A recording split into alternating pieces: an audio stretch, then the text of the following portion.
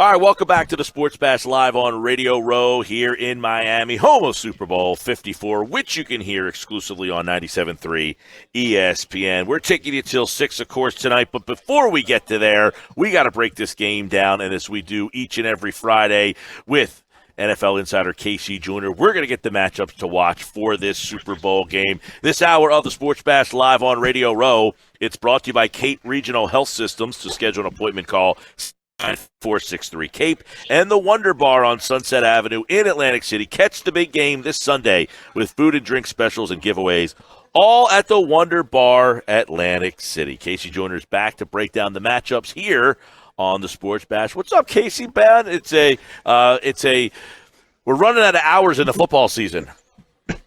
Yeah, it sucks. This thing's going to be over. But man, I got to say, this is probably the best matchup. If you look at the 12 playoff teams, this is probably the most compelling matchup you could come up with out of the 12 playoff teams, because, man, these teams can both do so many things well. I think it's going to be a great game.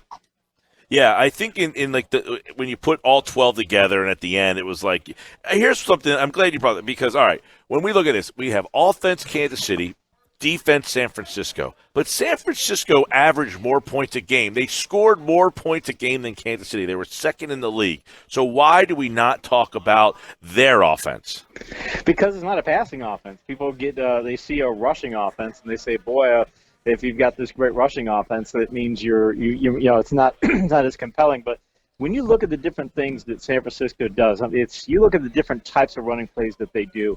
There's different skill sets, even in like zone blocking. If you're using inside zone blocking, you're supposed to try and be physical and aggressive in your blocking, and you're really trying to get vertical in your blocking. You're trying to get downfield blocks. And if you outside zone, you're really trying to be more technicians, and you're trying to make sure that you stay horizontal in your blocking. It's two completely different skill sets. They do both exceptionally well, and they do great on gap and counter and traps. They did such great blocking schemes, but that's not something that people normally see when they see a deep pass to Tyreek Hill. It's easy to understand. When you see the rushing game, it's more subtle. So I think that subtlety throws people off. All right, Casey, defense for San Francisco, their coverage schemes, how will they stack up and, quote-unquote, confuse Mahomes, if at all? They like to use a lot of cover three, where they have three people back in deep coverage. And they also do some cover four. Not a lot. Not a lot of teams use cover four. But here's the thing. Let's look at the Sports Info Solutions Data Hub database. And the Chiefs this year, when they faced a cover three or cover four scheme, they threw for over 2,100 yards and 13 touchdown passes. They threw 7 touchdown passes against cover four. You're not supposed to be able to beat cover four deep, but they've got those guys, those track players who are playing football, essentially. I mean, they've got the Tyreek Hill and Hardman and Watkins and Robinson. You've got guys who can tear the top off of defenses. So it's one of those things where if you're trying to coverage scheme and say, we're going to play a scheme that doesn't allow the Chiefs to get behind us on defense, doesn't matter. They can still do it. All right, Casey Joyner breaking down Super Bowl 54 with us.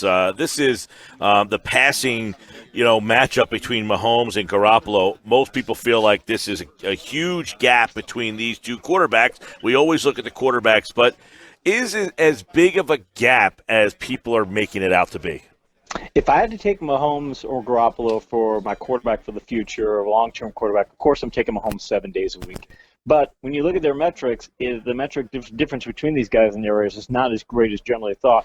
According to ProFootballReference.com, San Francisco had more play-action passing yards this year than Kansas City, almost, in fact, over 200 more passing yards. And I know part of that was that Mahomes is out, but still, San Francisco has more play-action passing yards, and Garoppolo has a higher on-target pass percentage than Mahomes. Yes, Garoppolo throws more short passes than Mahomes, so that's part of it too. But you factor all that in and say, okay, he's great on play-action passes, which are downfield throws. He's great in his accuracy. He can do as many things in the passing game almost as Mahomes can do, as far as we just call it a straight of your play calling offense. If you're trying to scramble and things, different story. But there's enough that he can do that people think, okay, if the San Francisco's running game gets slowed down, they can put it in Garoppolo's hands and that's a problem. No, it's not. They can still put up 30-plus points.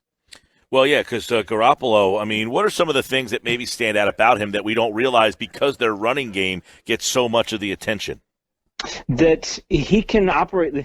First off, he's got the best play call in the league, and this is taking nothing away from Andy Reid or Eric Bieniemy, but Kyle Shanahan's the best play caller in the league, and he can integrate so many elements into his offense, and he can run so many different looks and so many different ways to confuse defenses, the way he does play calling schemes, the way he does run calling schemes, all the different things that he does. You have to be a very intelligent quarterback to be able to do those things, to say, okay, we can do all these different schemes and all these different approaches, and we can still be just as effective. So I think that's his big thing. My problem with Garoppolo is he's got a high bad decision rate, which means if you get him to try to make too many reads or too difficult of reads, if you get them out of their system and try and make him make plays on the fly, he will take chances that he shouldn't. But otherwise, he can operate that Shanahan offense as well as anybody. All right, what is a question mark that you have with the 49ers defensively? Because we just look at their defense and think, man, they're really good all over the field. But this is a different animal playing Kansas City. So who's someone Kansas City will target and pick on? Emmanuel Mosley is somebody who they're probably going to put high on their targeting list because he's the cornerback who replaced Kelce Witherspoon. Witherspoon had struggled in Week 16, 17, had terrible numbers, and he got in the playoffs, and he got torched in that one playoff game, and he got benched, and he only played special teams in the conference championship. So they put in Mosley. Mosley's a solid cornerback. He's a yellow-rated cornerback in that system that I have. But according to Pro Football Reference, in the championship game, targeted 10 times, allowed 8 completions for 81 yards. That's 8.1 yards per target against a not very great Packers passing game. So if you put him against these top off the defense kind of players that he's going to face in Kansas City, I think he could allow 100-plus yards in this contest. So they're going to have to rotate a lot of help his way and then probably leave Sherman out on an island. One thing, too, Sherman, is he the same player that he was in Seattle? Do they use him the same? I'm really interested to know what level of corner he still is, because we think of him, Legion of Boom, and the style they played there. They play a lot of similar kind of style. They do a lot of cover 3, and they're going to sit him back in that kind of coverage back there and say, okay, you take this side of the field.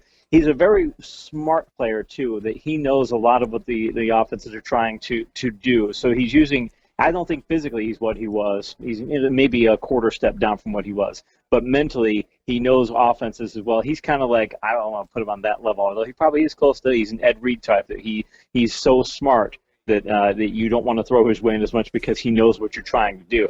Problem with that is sometimes if you get a player who's that smart, you might be able to get them to guess, and Andy Reid's going to throw some things probably his way to make him guess. And if he guesses wrong against this offense, it's a touchdown. NFL Insider KC Joyner here on the Boardwalk Honda Hotline, Super Bowl 54, the matchup under the radar. Which one is an under-the-radar matchup that people think this is Kansas City is going to get them because of this, but San Francisco has that answer? It's funny. It's Travis Kelce versus Jaquiski Tartt. Jaquiski Tartt is the 49ers strong safety.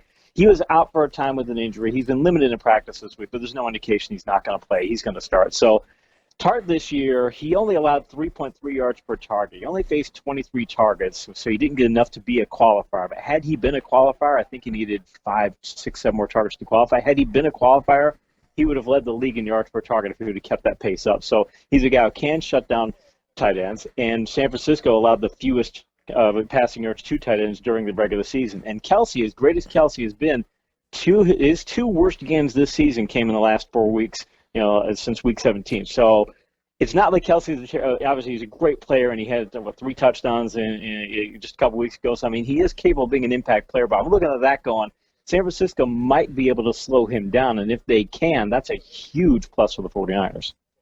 All right, a mismatch that you feel might appear in this game and help it go one way or the other. George Kittle versus the Chiefs secondary. The flip side between Kelce and Kittle, because they're both equivalent players, but Kittle's got a tremendously favorable matchup.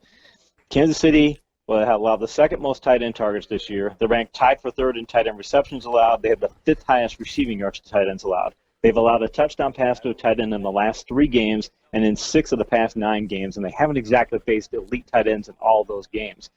Unless the Chiefs have something really special for him, and they may, but they also have a backup free safety. But unless they have something special for him, okay, we're going to do things, just say we're going to take him out of the contest, we're going to double him all the time, cover 1, double him. Unless they do something like that, I think Kittle's going to be should easily get 10-plus targets in this contest, and he may be a sleeper choice for MVP. All right. What is something that the Chiefs' defense struggles with that San Francisco can exploit and that they do well?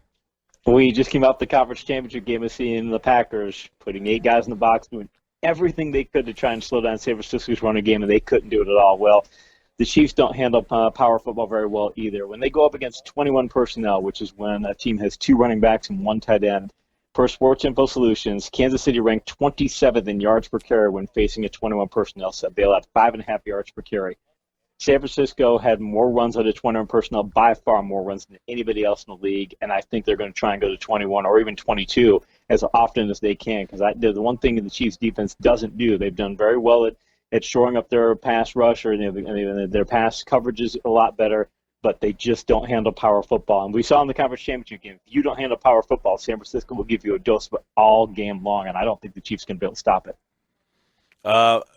I know it's a kind of it is a big topic, but when you break games down, you go matchups a lot. Where do the coaches factor into this game? Coaches factor into this in that I think that Andy Reid, he's a very creative play caller and does a fantastic job when he has a couple weeks off. But the problem for him is that if you've got that kind of a personnel issue there, where you've got hey, we don't match up well here, you can play call all you want. You can have all the great play calling that you want, but I don't think that it's going to help stop that kind of a mismatch. And again, we saw Green Bay. And in fact, San Francisco's faced more 8 men in the box this year than any team in the league, and it still hasn't stopped their running game because 8 men in the box is just one way of starting to slow a game down. And plus, I think that as good as Spagnuolo is, I still think that the 49ers have a pretty significant play calling edge on defense, and I think their personnel allows them to do a lot more things on defense than the Chiefs personnel does, because I think the 49ers can run any kind of front on defense that they want, and the Chiefs are limited to doing certain things given their personnel. All right, so we've got all the hype, all the build-up, and as we usually do, we break it down here with KC Joyner. This is the last game of the year that we will break down. We've done it from top to bottom. So who do you like to be Super Bowl 54 champion? I've said for many weeks that shootouts are a 50-50 proposition even for the best offenses in the league. In Kansas City, everybody thinks of their high-powered offense and they think how great they are. Well, when they get in a shootout game, which is where each team scores 24 or more points, this year they're 5-3. The past 2 seasons, they're just over 500 in those type of contests. It's not something that they want to get into, and it's not something they do a very good job of when they get into them. San Francisco, on the other hand, they are able to, I think they do a better job of getting into that kind of a contest because their defense is just that good. Even if you're going to get into that type of contest, they can power run the football and control pace. They've got a defense that makes bigger plays and such. So I just look at the edge that San Francisco has on defense and what they have in the ground game and a number of other things, and I think they will be able to turn this game into a shootout, and they'll boom by a 34-27 score. So he likes San Francisco 34-27 over Kansas City, and you can hear that game right here on 97.3 ESPN. Our coverage starts at 5, and, of course, KC Joyner, like all guests, appeared via the Boardwalk Honda hotline. Well, it's been a great season, and we will recap the game for one final game on Monday's show, Super Bowl 54. Great stuff, KC. It's great catching up here. Hey, appreciate it. All right, KC Joyner on Radio Row, brought to you by Cape Regional Health Systems. To schedule an appointment, call 609-463-CAPE and the Wonder Bar on Sunset Avenue in Atlantic City. Catch the big game with food and drink specials and giveaways, all at the Wonder Bar in AC. We've got one final segment. You don't want to miss it. It's coming up next, live from Radio Row in Miami.